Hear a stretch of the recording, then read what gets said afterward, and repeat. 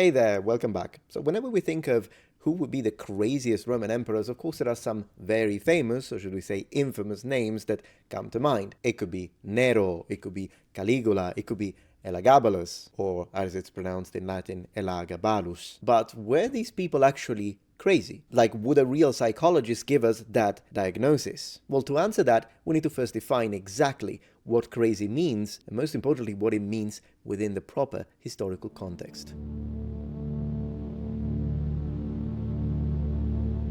In human history, the accusation of madness has always been a means used to discredit opponents, both in interpersonal dynamics and in political arenas. The madman, besides frightening others with his unpredictability, is stripped of all reliability, lacks judgment, and his actions are always and inevitably flawed by a clinical impossibility. By definition, one cannot come to terms with a madman, and his elimination, social, political, or even physical, is therefore the only possible means, which in light of his pathology also becomes permissible. This is oftentimes the way propaganda used to discredit opponents or legitimize one's rule. There are several examples of this strategy being used. Some are ancient, and we will focus on these of course, but some are actually relatively modern. Look at, for example, the Mau Mau rebellion in Kenya, where the British colonial government commissioned the well-known psychiatrist John Colin Dixon, care others, to conduct a study aimed at highlighting and emphasizing the pathological root underlying the independence movement. Similarly, various analyses intended to demonstrate the presence of mental illness were performed on Ulrich Meinhof, the leader of the Red Army faction, better known as the Bader-Meinhof Gang, a terrorist group that operated in West Germany in the 1960s. But before we dive into the actual ancient ones, which are the ones that we're actually interested in, let's define this strategy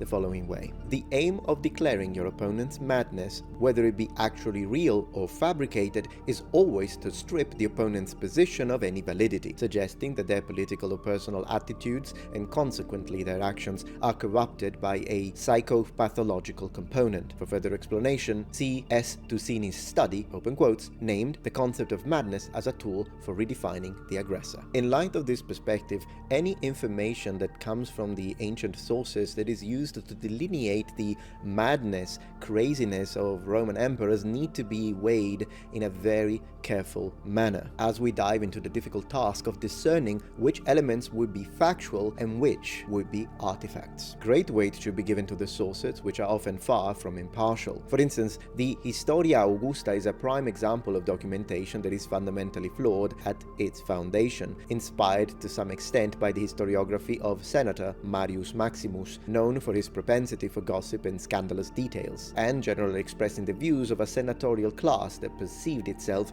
as oppressed and limited in its prerogatives by imperial power. This, of course, doesn't mean that we should reject all the information presented in, say, the Historia Augusta or the other documents that we will examine, but it just means that we have to be careful as to what we accept as true and factual and what we should consider inflated anti-imperial propaganda. In classical culture, the connection between absolute power and madness had already been presented by Plato in the Republic, open quotes. A man becomes tyrannical in the precise sense of the term when either his nature or his ways of life, or both of them together, make him drunk, filled with erotic desire, and mad, close quotes. The tyrant, since he does not act for the good of the community but exclusively for his personal gain, must necessarily be driven by intoxication, whether physical or emotional. This assumption would be used instrumentally by Cicero, who employed the rhetorical image of the mad tyrant in his speeches against Verres, speaking of, open quotes,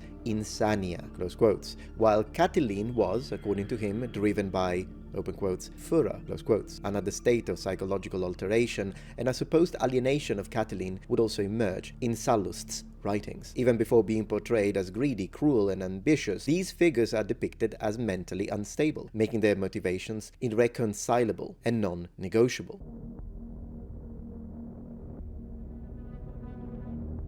In light of the anthropological framework and classical world's perception of the concept of tyranny and its instrumental usage as an accusation of madness, we could say that whenever one of the Roman emperors is labeled with the accusation of insanity, the very method by which this is brought to pass usually falls within one of the following predetermined categories. 1. Fabricated accusations aimed at demonizing the autocratic power of the imperial figure and implicitly condoning the physical elimination of certain emperors, framed as a necessary act to protect the state and citizen from the unpredictable and pernicious actions of a madman. 2. A perception of despotism as a product of mental illness, which by transitive property makes the despot mentally ill. 3. An actual clinical state of psychological instability. Some imperial figures, such as Nero, Commodus, and Elagabalus, have certainly suffered from posthumous propaganda aimed at discrediting their actions and casting the shadow of madness on their memory. Attempting to navigate through the sources is even more difficult for modern scholars influenced by contemporary interpretative lenses. Upon detached evaluation, Nero appears as a despot who enjoyed practicing music, Elagabalus as a figure culturally foreign to Rome and tied to Eastern traditions and cults, and Commodus as an incompetent, absorbed by an excessive passion for gladiatorial games and incapable of governing. While general violence, cruelty, and tyranny certainly unite these characters, as they do a considerable portion of many powerful figures in ancient history, other distinctive traits include engaging in practices perceived in Rome as improper for a person of rank, such as the aforementioned gladiatorial games, music, theatre, Eastern cults, and fashion trends. Their otherness with respect to Roman morality is in itself a pathway to madness, and the fact that they all position themselves in an overbearing and non-compliant manner towards the Senate is certainly a characteristic that must have contributed to their marked demonization in the sources. The possibility of exercising absolute power in a historical context infinitely cruder than our own has certainly produced many figures who, by contemporary standards, cannot help but appear violent, ruthless, amoral, and despotic. The conspiracies that cyclically occurred to depose this or that emperor contributed to a general climate that in our eyes can only seem paranoid. Many emperors accused of madness by pro-senatorial historiography, whose judgment has been reinforced by modern historiography, particularly that of the 20th century, were perhaps simply particularly authoritarian and centralizing. In many cases, from a contemporary viewpoint, they were violent and amoral, but in most cases, full-blown mental illness is very difficult to recognize with certainty. According to Suetonius, Emperor Tiberius, or Tiberius, suffered a radical change of character in his old age, and his sexual desire towards the underaged, let's put it this way, and even infants intensified. To excite himself, Suetonius writes, he was accustomed to watching erotic performances with couples of both sexes, and in one case, he went so far as to assault an R-word, a young celebrant, and a flautist during a public sacrifice, subsequently having their legs broken when both complained about what had happened. Dr. Gregorio Marañón, in his Tiberio, Historia de un Resentimiento, suggests recognizing in these traits a symptom of senile dementia associated with obsessive disorders, essentially manias that old age has exacerbated and transformed into disorders, accentuated by disinhibition, but at the same time it does not identify an actual consolidated mental illness. Suetonius himself, speaking particularly of the spiral of executions during Tiberius' reigns, emphasizes that they took place in his final years of rule. While Tiberius's vindictiveness could be interpreted as paranoia, it must also be considered that having himself orchestrated the intrigues that led to the death of Germanicus and his children, he was well aware of certain underground dynamics and had reason to fear them. Tiberius, therefore, particularly in his later years, beyond his perversions, which are what they are, appears less of a mentally ill person and more of a ruthless calculator, who, in his later years, likely influenced by incipient senile dementia, exacerbated some of the more sordid traits of his personality. If you're enjoying this video so far, please take a moment to check out my Patreon page. With as little as a $5 support, you can help us ensure that we can continue to produce high quality and high researched content, and at the same time you get access to polls, extra videos, unlisted streams, and much more. Thank you so much.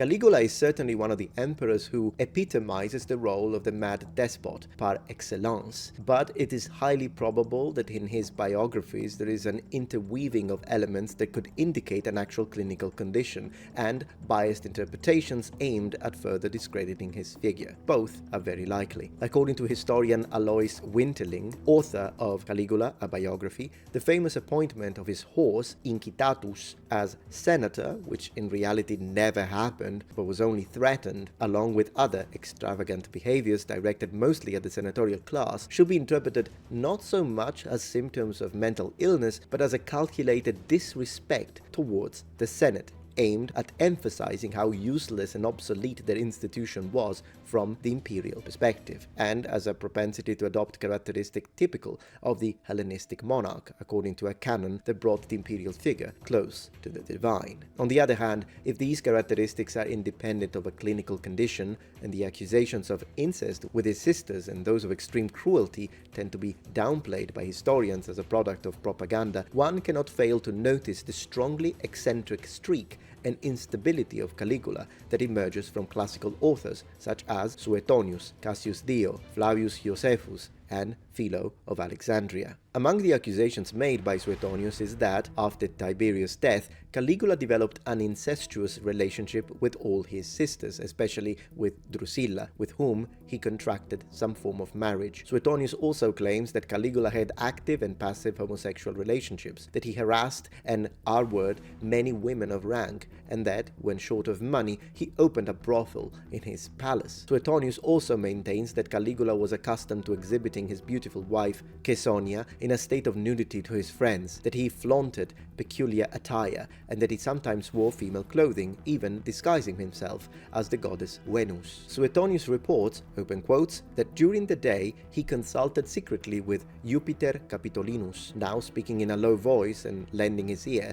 now shouting and not without adding insults, close quotes. Among the atrocities listed by Suetonius are the feeding of criminals to wild beasts when livestock became expensive, the branding of men of rank who were sometimes also locked in cages or torn to pieces, or killed by beating with chains. Besides presenting an amoral and ferocious picture, Suetonius is the one who most emphasizes Caligula's mental instability, reporting, open quotes, he was sound neither in body nor in mind. As a boy he was troubled by the falling sickness, and while in his youth he had some vigor, yet at times, because of sudden faintness, he was hardly able to walk, to stand up, to collect his thoughts, or to hold up his head. He himself realized his mental infirmity and was sometimes thinking of going into retirement to clear his head. It is thought that his wife Caesonia gave him a love potion which, however, had the effect of driving him mad. He was especially tormented by insomnia, for he never rested more than 3 hours a night,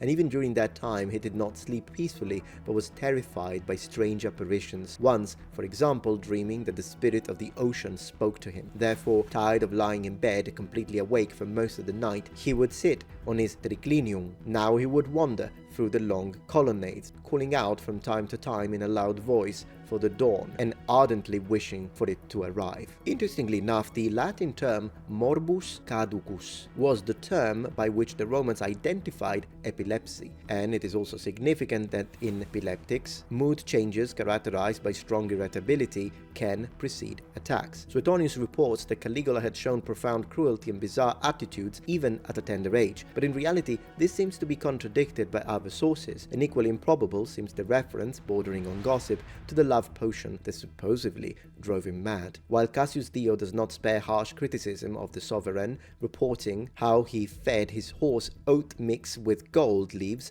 and gave it fine wine to drink, at the same time he emphasizes how he was a ruler essentially well regarded by the people, particularly in the early phases of his reign, for the rich gifts he bestowed. Highly relevant is the testimony of Philo of Byzantium, a contemporary of Caligula who knew the emperor personally, who reports that he had been the victim of an unspecified illness in 37 AD, only after which he began to show signs of imbalance. If one were to give a clinical analysis, it would be very plausible that Caligula suffered from epilepsy that began during childhood, possibly with febrile seizures and later with dialectical or cognitive crises, and that he then suffered an attack or series of particularly significant attacks in 37 AD, as reported by Philo, and that these inflicted irreversible damage to his psyche, bringing out all the bizarre characteristics that are reported by historians, such as continuous mood swings with irritability or unmotivated laughter, lack of impulse control, perverse behavior, hypersexuality and sadism, as well as terror of thunder and loud noises, insomnia, paranoid episodes, and delusions of grandeur. All these symptoms correspond to what in modern medicine is known as epileptic psychosis.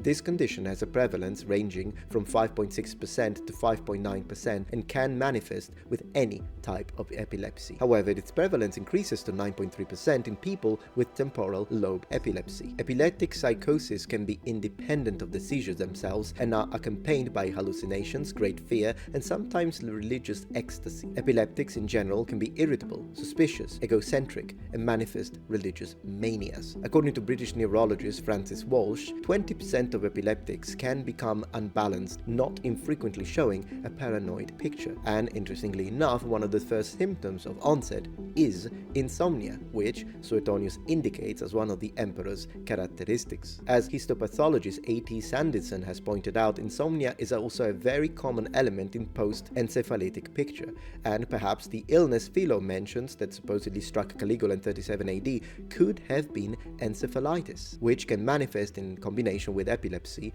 and lead to mental disorders similar to those of epileptic psychosis. Certainly, the mortality rate of encephalitis not properly followed and the severe neurological complications it typically causes makes this latter hypothesis the least probable. Alright, number ones, but this is what I wanted to share with you when it comes to a more professional or perhaps deeper analysis to whether or not some of these emperors were actually mad. But of course, as always, I love to push for critical thinking and independent research. So do let me know what you think after all of this information, and if you have come across to other passages or other descriptions that you think could in fact corroborate this idea that these specific men of power during ancient Rome were all mad. Well, let me know what you think in the comments below, and as always, thank you very much for watching, and remember, the Metatron has spread his wings.